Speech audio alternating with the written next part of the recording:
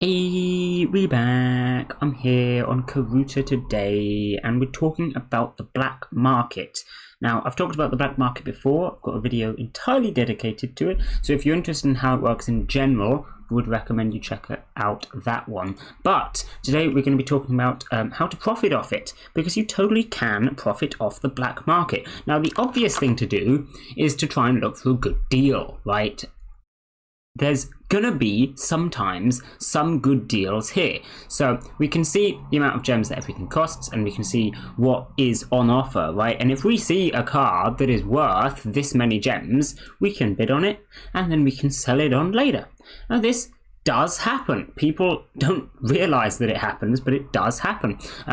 The one example that I will always remember is one time on this front page here, there was a Megumin. I think it was a mid-print Megumin with a gem frame and a mystic die that ended up selling for 2,000 or 3,000 gems, something like that, maybe like 2,500. And if you check, that card was definitely worth more than that, because the mystic frame, the mystic die and the gem frame together are worth about that much. Mid-print Megumin on top is worth a little bit more. So I could have bought that at the time, and I could have sold it on for something more. Unfortunately, I didn't, because I was out. I wasn't on Discord, so rip. But these offers do go past sometimes, so that's the first thing to look out for. But you all know that. That's the obvious one. What I'm mostly going to talk about today is something else you can do to make profit on the black market. Because, of course, the black market really is known for being way too overpriced. If we have a look at some of these cards and we have a look at some of these prices, the idea of finding a good deal is so slim, because the gem rate is always super high. This is because, if you think about it, everybody on the bot is seeing these cards, and anyone that wants it is going to bid on it. And if they're rich, they'll bid a lot. It is the best possible advertising you could get. Of course, if you're trying to sell a card, you can put it on a trade ad, or you can do whatever else you fancy doing with it. But at the end of the day, you will never get the same level of advertisement for selling your cards as you do on the black market. Now, of course, you can't put cards on the black market. If you weren't aware, the cards that are being sold on the black market all come from players that have been blacklisted from the board or something like that. You can check the codes on each of these and KV them, and you'll find they're actually owned by Karuta itself at the moment while they're on the black market. The bot owns them, and obviously that means you can't sell your own stuff on there. However, that's not to say that you can't sell on the black market. It is kind of possible. And what I mean by that is, when you're looking at these bids, you might see a card that you have, or at least a card that's similar. And for example, let's suppose I had a Nezuko. It's an addition to high print Nezuko with a bit frame, and it looks like a red normal die in there. Red normal die is worth about 4 tickets. And the bit frame is probably worth about 3. Nezuko herself is probably worth about 20. So this card is probably worth about 30 tickets. The offer on it at the moment is 600 gems, which is roughly equivalent to 30 tickets. So that's a reasonable offer, but there's 4 hours remaining. And oh boy, this is going to go up. So it's not going to be a good deal, is it? However, we have the ID of the person that placed that bid.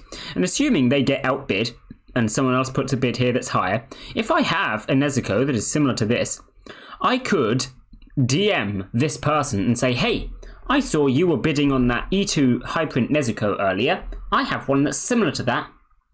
I'll sell it to you. And they might say no, but they might say yes. They might say, yeah, well, I was trying to bid on it anyway, so I might as well. Now here comes the profit making, because you get any length of time to do that. After the bidding is over, you can DM them any point, right? So what you could do is find an E2 high print Nezuko that's being sold somewhere, buy it, buy the bit frame, buy the die, and then sell it to them for the price. And the chances are you're actually making money. Now, if you only make 600 gems, you're probably not making money because you probably bought it for that in the first place. But if we scroll up in this chat history a bit, I was checking the black market earlier for the purposes of this video. We can see some better prices because, of course, all of these bids get outbid at the last second. So here we are with the black market, 4 minutes remaining, and let's take B for instance, B02. It's an easy one to price because there's no cosmetics on it. So 02 again is probably worth around 20 tickets, something like that. It's a high print, no cosmetics. I mean, it's got a morph, but morphs aren't really worth anything. It's not a particularly interesting morph. So this is probably worth about 20 tickets. And we can see here, this guy bid 500 gems on it with 4 minutes remaining. If we then scroll down a bit, we can see that he got outbid last minute by this other guy who bid a little more. So what I could do, for instance, is I could go and buy a high print 02 edition 2, and that would probably cost me around 20 tickets. I could go hunting for one to get it cheap, and then I could DM this guy and I could say, hey, I saw you were bidding on the 02 in the black market. You bid 533 gems. I actually have a 02 that's very similar to that. Would you like to buy mine instead? And you can say, oh, I'll cut you a deal. I'll do it for only 500 gems instead of 530. And the guy might say, oh, well, that's a good deal because I was going to pay more than that. He buys it off you, and you've made yourself like 100 gem profit. Let's go. Now, of course, this is not always going to work because they might say no. They might buy one somewhere else. Or you might not be able to find the card in particular that is in the black market, or get the right frame, get the right morph, get the right die, whatever else it is. They might not quite want it. But you get 5 choices. In fact, if you include these ones at the bottom, 10 choices every 5 hours. The black market refreshes every 5 hours. So you get 10 tries every 5 hours. Admittedly, these bottom ones probably aren't going to make you much profit, so I wouldn't particularly suggest going for them. But hey, you can try it. And with the top ones, 5 choices every 5 hours.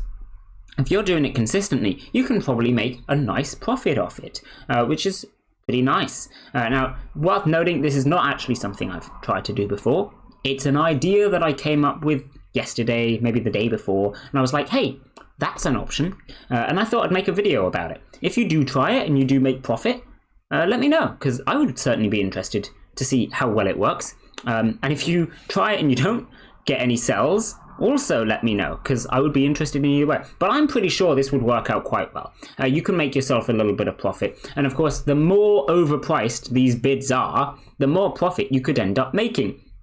Going from 400 gems up to 500 gems is probably not the biggest increase ever. But hey, there's one here for over 1,000 gems. It's also a high print. It's a Kotori. Now, this is probably going for a lot because I assume this is a gem frame. I'm not actually sure off the top of my head. But if you can buy this frame for less than this, you can potentially sell it to this guy. Who knows? Maybe. It's worth trying. And while I wouldn't suggest trying to do it for all 5 bids on every black market, it's worth having a look at the black market periodically just to see how overpriced the bids are. Partly because it's funny, but also partly because you might be able to sell something cool, which is nice, and get yourself a nice tidy profit. Because at the end of the day, it doesn't matter if someone is underselling something or overselling something. You can still make a profit if it's not the right price, eh? You just need to be on the selling side where the black market is concerned, because everything is really overpriced. And like I said at the start of the video, being on the selling side of the black market is not the most obvious thing, is it? Anyway, I just wanted to let you guys know about that. Try it out sometime. See if it works for you. Would be pretty cool, and you can make yourself a nice little profit, which is good. So I'll be leaving this video here. Bye.